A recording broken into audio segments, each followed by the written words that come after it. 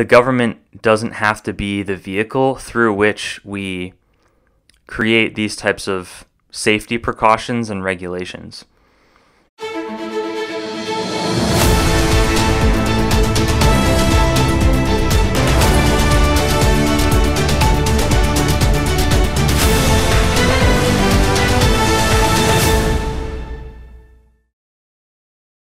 Hello and welcome to a brand new episode of Bigger Hearts, Deeper Minds. I am your host, Brad Johnson, and today we're talking about how the government is just one big nanny state. And I've been thinking about this episode for a long time. I'm very excited to be doing this content today, and we're going to get into a lot of good thoughts, a lot of good information about things that I don't think people think about nearly as much as they should.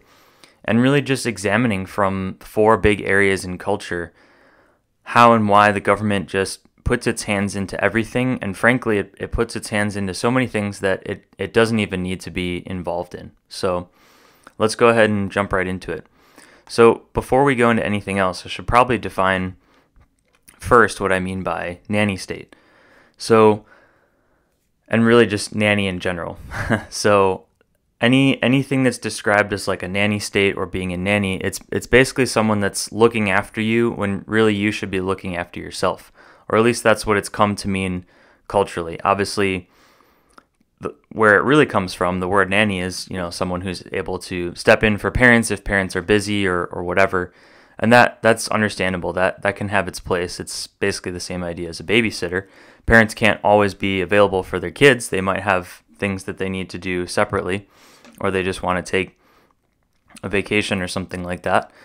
But without getting too complicated, basically a nanny state or a nanny presence in culture is basically anyone or anything that is doing something for you that you should have the capacity or the interest in doing yourself. And people have come to believe over the years that the government is there to do things that businesses cannot do, or that families cannot do, or frankly that individuals cannot do.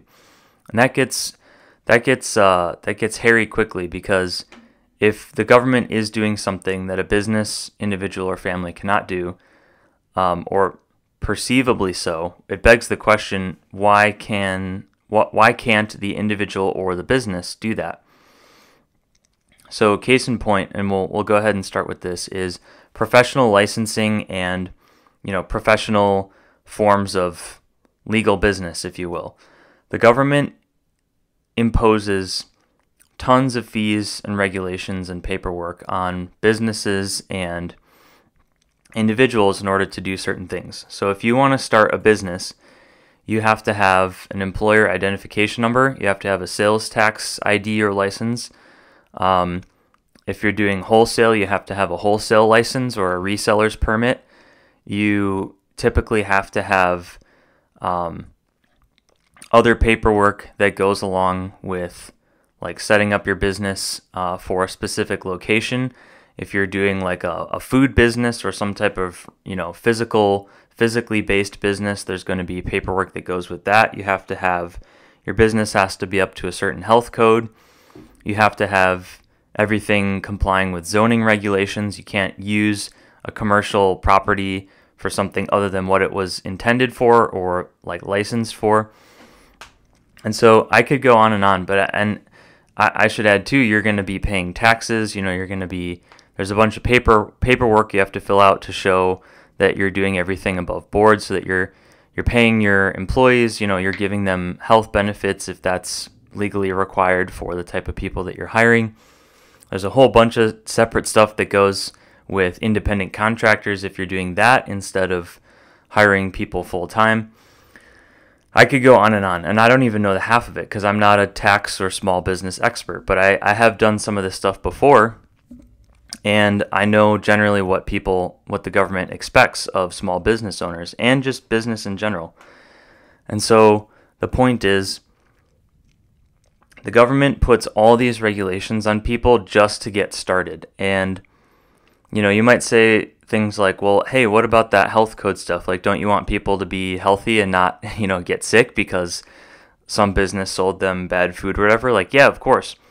But the government doesn't have to be the vehicle through which we create these types of safety precautions and regulations.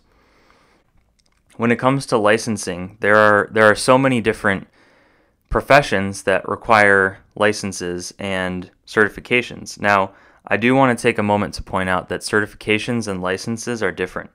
A certification is more of an educational standpoint. It's a educational vehicle through which a educational body says this person is approved to do this type of work, or we've tested this person on their knowledge and skills, and because they passed the certification exam, we give our stamp of approval for their type of work.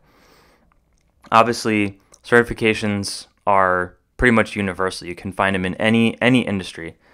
But where things get tricky, and where I believe the government has way too much overreach, is the government often says, well, if you're going to do a certain profession, like if you're going to be a hairdresser, if you're going to be a plumber, an electrician,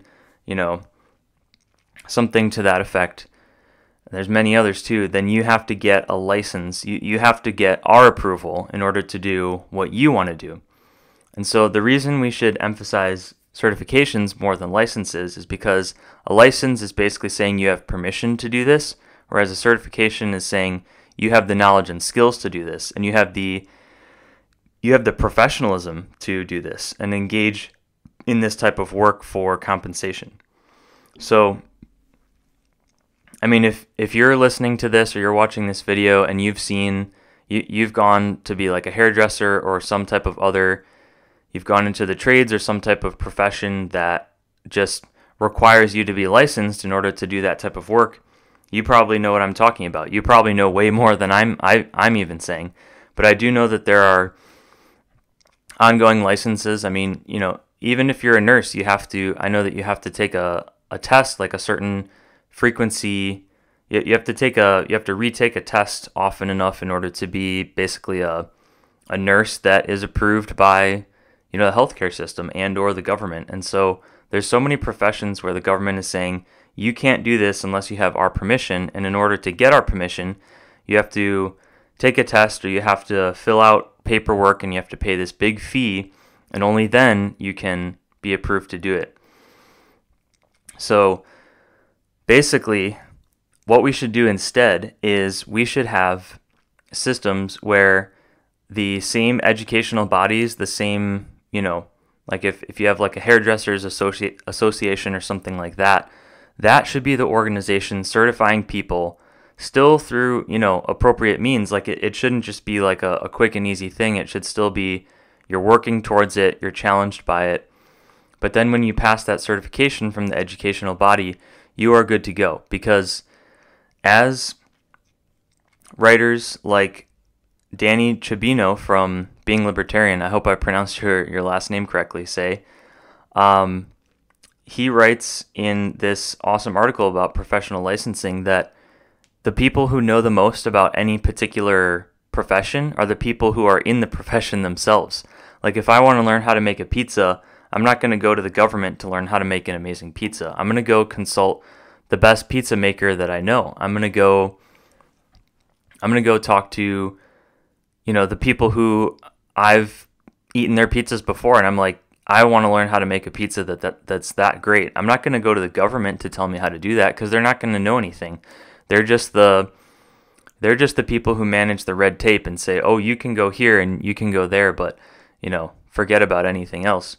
So I love Danny's point because that is really how industries and organizations thrive anyways. They encourage people to learn more about what the profession looks like by educating them, testing them, training them, giving them ongoing education.